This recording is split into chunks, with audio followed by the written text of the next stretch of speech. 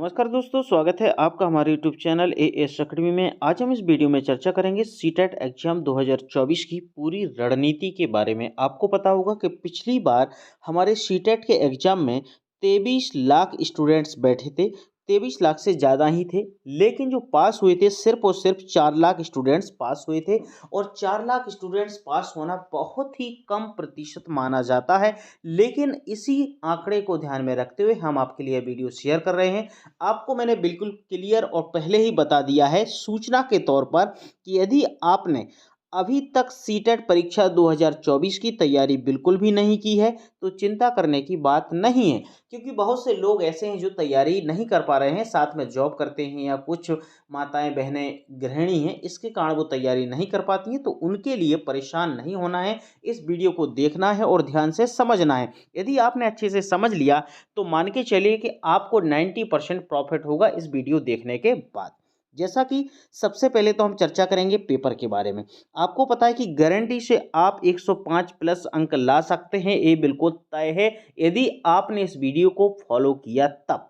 ठीक है, आगे हम बात करेंगे पेपर। तो आप सभी को पता होगा कि पेपर हमारा क्या है, 150 अंक का, यानी 150 प्रश्न होंगे। इसमें नेगेटिव मार्किंग नहीं होती है। जिसमें 75 प्रश्न होते हैं वो 75 प्रश्न होते हैं आपके विषय के और 75 प्रश्न होते हैं आपके पेडागोजी के। जो 75 प्रश्न आपके पेडागोजी के होते हैं, सबसे ज़्यादा परेशानी आपको यही होती है। आप लोग देख रहे होंगे ये चलती हुई कार बनी है और कार में मैंने आराम से लिख दिया है कि पेडागोजी के 75 प्रश्न आप टैगवर्ड्स की हेल्प से कर सकते हैं, और ये बात बिल्कुल सही है। आपको इस वीडियो में मैं बहुत से टैगवर्ड्स बताऊंगा जिसके माध्यम से आप बहुत आसानी से पेपर को सॉल्व कर सकते हैं। सबसे पहले कुछ हमने 3 ट्रिक्स बताई हैं, उन ट्रिक को देख लेते हैं। सबसे पहले हमारी जो पहली ट्रिक है, दूसरी ट्रिक है और तीसरी ट्रिक है, तीनों ट्रिक्स आपके लिए यहाँ पर दिख रही होंगी। सबसे पहले हमें आंसर में चॉइस करना है, वो क्या देखना है। सबसे पहली बात को याद रखेंगे कि बड़ा आंसर चुनना है। याद रखना है कि वो आंसर पॉजिटिव यानी सकारात्मक हो, साथ में प्रश्न भी पॉजिटिव पूछा जाना चाहिए। यानी जब आपके पास कोई क्वेश्चंस पूछा जाता है, उस क्वेश्चंस में आपको पता होगा कि ए, बी, सी और डी, ये 3 ऑप्शंस होते हैं, 4 ऑप्शंस होते हैं। जब आपके A B C D 4 option होते हैं तो सबसे पहले आपको ये देखना है कि चारों ऑप्शंस में सबसे बड़ा ऑप्शन कौन सा है। और ऑप्शन में ये भी हमें ध्यान रखना है कि वह ऑप्शन पॉजिटिव है या नेगेटिव है। लेकिन हमें प्रश्न में पता होनी चाहिए कि प्रश्न से हमसे जो पूछा जा रहा है वो पॉजिटिव पूछा जा रहा है कि नेगेटिव पूछा जा रहा है। तो इस बात का आपको विशेष ध्यान रखना है कि हमारा आंसर सबसे पहले तो क्या हो, सबसे बड़ा हो और दूसरा वो पॉजिटिव हो। तो हमें उसी पर टिक मारना है। बिल्कुल वो आपका लगभग मान के चलिए कि 95% आपका सही आंसर होगा, इसमें कोई शक की बात नहीं है। दूसरी ट्रिक हमारी ये रहेगी, ऑप्शन ए बी या ऑप्शन ऑल सभी का चुनाव अधिक करने का प्रयास करें। नेगेटिव और पॉजिटिव प्रश्न को ध्यान में रखें।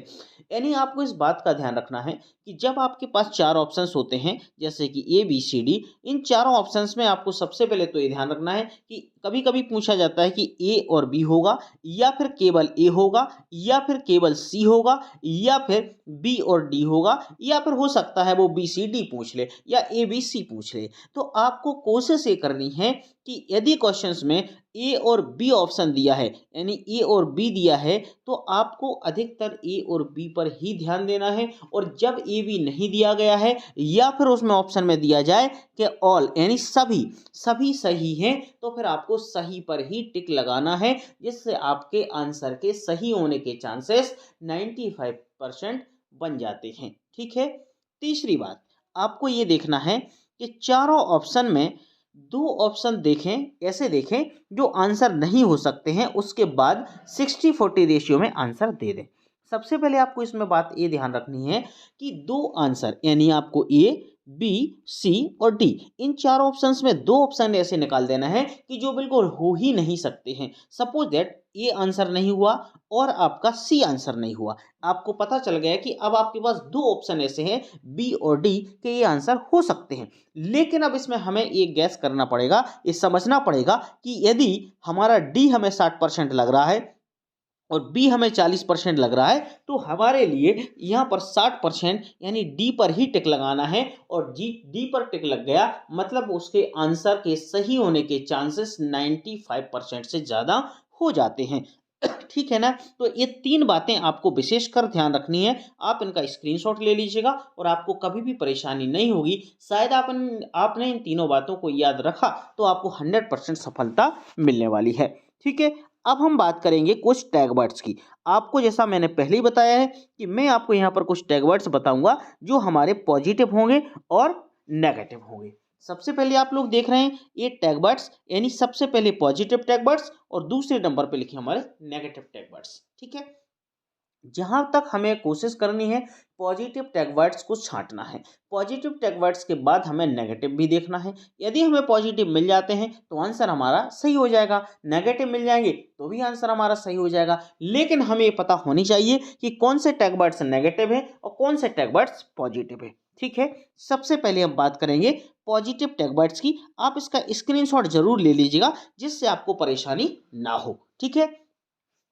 जब आपका option A B C D रहे और आपका सकारात्मक क्वेश्चंस पूछा जा रहा है तो उसमें आप ध्यान रखना सर्वांगीण विकास, यानी बच्चे के सर्वांगीण विकास के बारे में बात कही जा रही हो तो वो आंसर आप बिल्कुल सही होगा, उस पर आप टिक लगा दें। प्रोत्साहित करना, बच्चे को प्रोत्साहित करने की बात कही जा रही है, यानी उसको प्रोत्साहन देने की बात कही जा रही है, तो बिल्कुल बच्चे को आप जहां पर प्रोत्साहन और प्रोत्साहन करने की बात आ जाए वो बिल्कुल आपका आंसर सही होगा। ये आपके पॉजिटिव टैग वर्ड्स रहेंगे, आप इसको लगा लीजिएगा। सृजनात्मक गतिविधि यानी अर्थपूर्ण अधिगम भी हो, जहां पर आपकी सृजनात्मक गतिविधि होगी वहां और अर्थपूर्ण अधिगम होगा, वहां पर आप बिल्कुल आसानी से आंसर निकाल सकते हैं कि आपके ये आंसर होने वाले हैं। बाल केंद्रित, जहां पर आपके कोई भी क्वेश्चंस आए हैं और उसमें बालक को केंद्र करके यदि क्वेश्चंस पूछा जा रहा है कि हमें बालक पर ध्यान देना है, इसका मतलब ये है कि उसका आंसर वही होने वाला है। व्यवहारिक कुशलता, जहां पर व्यवहारिक कुशलता व्यवहार की बात कही जा रही है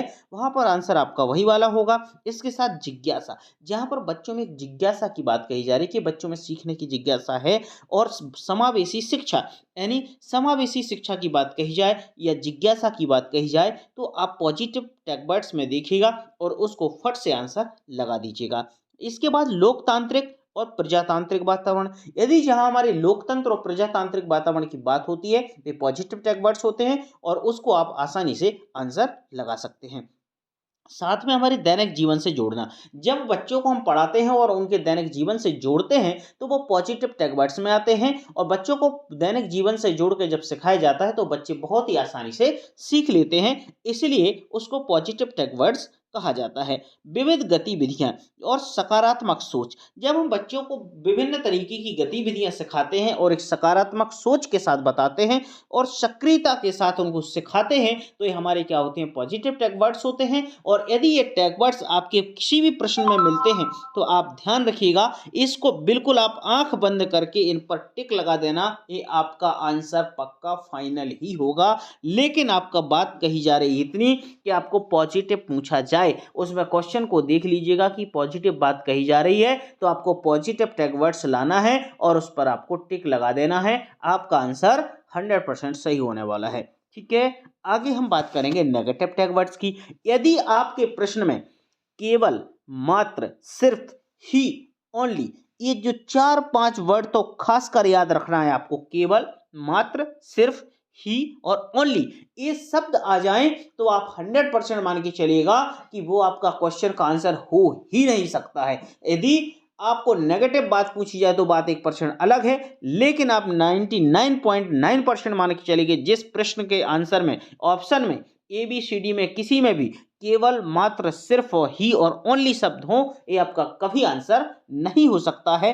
इस बात को याद रखना। ठीक है। आपको उस पर कभी आंसर सही नहीं लगाना है। दूसरी बात, हतोत्साहित, कठोर सजा और रटना, कंठस्थ कराना और दंड, सजा और बोझ, यदि इस प्रकार के आपको कहीं भी वर्ड दिख जाते हैं, यदि बच्चों को कठोर सजा देने की बात कही जाए या रटने की बात कही जाए, बच्चों को याद करने की बात कही जाए या उनको दंड देने की बात कही जाए या सजा देने की बात कही जाए या उन पर कोई बोझ की बात कही जाए तो ये नेगेटिव टैग वर्ड्स हैं, आपके कभी आंसर नहीं हो सकते हैं। आंख बंद करके इसको आंसर कभी मत लगाना, ये नेगेटिव में ही जाएगा, सोच लेना।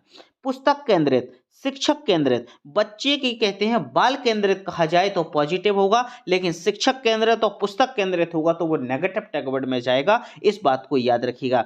निष्क्रिय, व्याकरण, ग्रेडिंग, शिक्षा, ये चारों वर्ड आपके आ जाए, ये नेगेटिव टैग वर्ड्स में रहेंगे। इसका स्क्रीनशॉट बड़े ध्यान से ले लीजिएगा, ये आपको सीटेट में नंबर आपको 110 प्लस दिलाएंगे, मैं आपको बता देता हूँ, याद रखना मेरी बात को।